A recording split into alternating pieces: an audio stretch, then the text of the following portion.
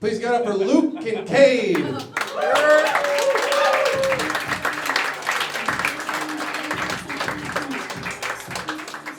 That's like the most racist thing a non-white person's called. That's great. That's great. Hey, I want to give, I know we're supposed to do comedy here, but a little serious note. I just want to give you guys a round of applause because it's been a rough week this week for America.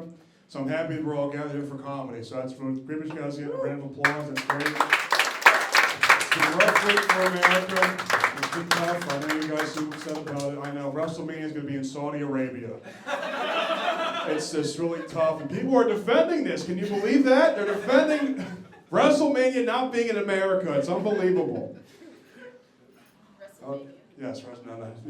I mean, it's been crazy this week, man. Kirk got shot. How do you guys feel about it? Some people. I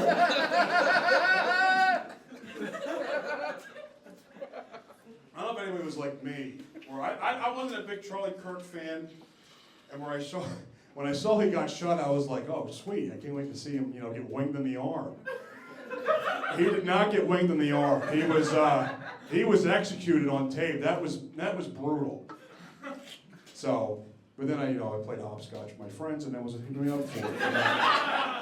You live and you learn. You know what happens. What are you gonna do? I did feel bad. Anybody like? I mean, I was expecting. There was a lot of stuff going on, but you live and you learn, I guess, guys. I guess you guys aren't Trump fans here. Is that true? So we got some people that are not being talked. Okay, fine. Secret. We got undercover agents here in the Misconduct Comedy, folks.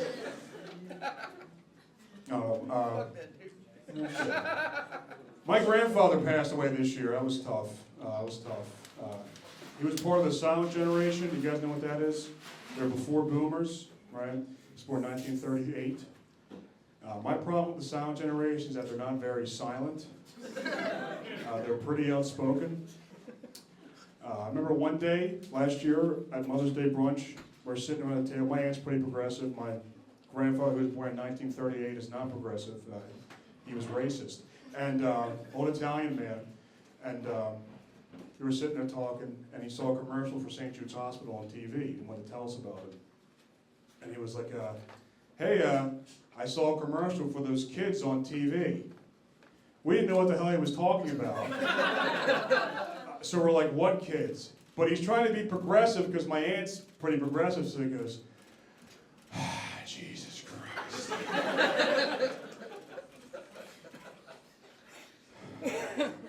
You can't say retarded.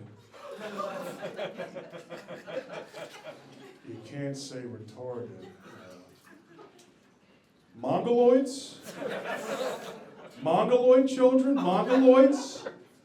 And I was like, well, Grandpa, 9 times out of 10 you can't say retarded, unless your other option is mongoloids. Then we take retarded in stride, actually. He was so old he made the word retarded woke. That's how old he was. That's how old he was. I was happy though he passed in April. I was happy he got to see an Eagles Super Bowl victory. That was great. Go Birds, yeah, go Birds. And he got to see a Trump presidential victory. Go Patriots, misconduct. Okay, never mind. All right. You guys aren't fans. I think Trump is a perfect president. The liberal media is pushing my notebook off the stool. We can't have that, folks. Jim, I think Trump is a perfect president, but just not for the White House. Especially this year, because Trump is trying to be very popular. Because he's not trying to do any of the important stuff. He's just doing this stuff to feel cool with his friends and be popular. He's a perfect 8th grade student council president. He's perfect for that. Look at all the stuff he's doing now. He goes, he does press conferences, he goes, we're gonna ban paper straws, folks, and bring back good, wholesome, natural plastic straws. And we're gonna rename the Gulf of Mexico to the Gulf of America, folks. And it's like, what about, fucking Israel, the debt, gas? You're a loser. You're a gay loser, folks. He almost expected to be in the middle of the speech, paper straws are gone, plastic's back. Gulf of Mexico is gone, Gulf of America is in. And we're going to have the greatest pizza party the 8th grade has ever seen, folks. The greatest one. We're going to have pepperoni and cheese, folks. Pepperoni and cheese. No jalapenos, folks. We're going to deport all the jalapenos off this pizza. And we're going to lock up the black olives, folks. No black olives. We're going to have a good, wholesome, natural white pizza. It's going to be delicious and cheesy. Fun. This is all I do in my life, is I walk around I talk, my cat is so nice, what a nice cat she is. And he's orange, we love orange cats. The best cats, the greatest cat you've ever seen. Then he scratches me because he's a liberal. And I got a lot of conservative opinions when I was growing up. I used to work at a nursing home. And the entire staff was, the kitchen staff was all black people. And that's why I realized, like, black people, like, some of them, very homophobic. Can people confer with that? I know you know some people that are homophobic, come on. It's true, it's true. I used to work in the kitchen, and there was this, my buddy Naimir was there, and we were talking, and he was like, yo, man, he would tell conspiracy theories, which is great when you work in a kitchen at 7 a.m. because it makes the shift go by like that, you know? Like, I'm sitting there, like, doing dishes, and he goes, yo, man, Brian said he needed a tray upstairs. I was like, all right.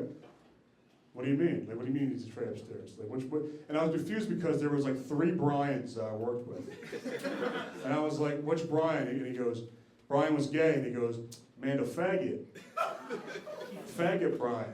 And I was like, Jesus Christ, dude, all right, my God, it's 7 o'clock in the morning. I don't think it's homophobia so early. He goes, yeah, what the fuck you call him then? What do I call him? Brian. I call him Brian. I don't call you Jigaboo Naimir, I call you Naimir. I notice sometimes when I do this joke, some crowds laugh at Jigaboo more than they do at faggot. And that means you're racist. Not true, I don't think it's true. It's just, Jigaboo sounds like it's a funny word. It sounds like a chocolate-covered rainbow gummy. That's what it sounds like. Pick up a pack of Jigaboos at the movie theater stand. I know, I was raised by white people. What do you want me to do? I don't have a black family. Can you tell by the way I'm dressed and wrinkled? I mean, come on. You guys are dicks, man. Come on. Dicks. Fucking dicks. Come on.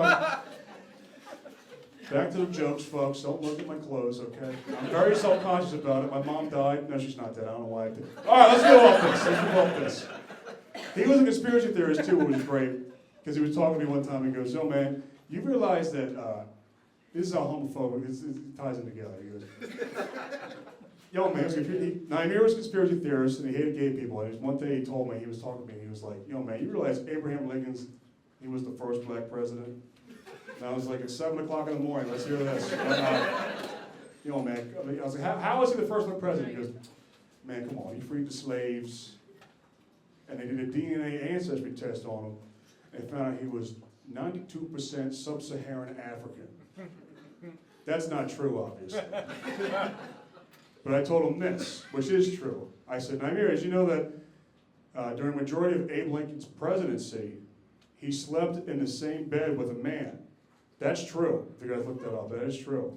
So I said, not only could he be the first black president, he could be the first gay president too. And he goes, damn, he wasn't black. Wow. He wasn't black. This whole time I thought that man was black. Man, he ain't black at all, man. He the whitest motherfucking president we ever had. You guys, is me doing the accent racist? Is that bad? Who said that? That black woman didn't say it, so somebody else. Who said that? You can totally say it. Say the N-word. Why not? What's the point? It'd be great. Or I'll shoot you in the neck, you fucking pussy. How about that? What do I want to end on? I don't know. You having such a fun time? That's right. I went to school. I went to Catholic school. Anybody here go to Catholic school? That explains everything, I think. I should tell you guys up top. I went to Catholic school. Anybody else? Some people are going to heaven, that's great. And when I was in Catholic school, I was the only black kid in my class. You know, I was the only black kid in my entire life, actually, because my family's all white, shocking, and then all the people in Catholic school were white. So I faced racism, but I faced it, like, I was kind of ignorant towards it, because I didn't really know about racism. Like, I wasn't really, I experienced it, but I didn't really know about it. So one time I was in school, and during lunch class, the kids, like, they all had bananas, and they had the peels, and they, like, threw it at me at lunch, calling me a monkey. That's fine.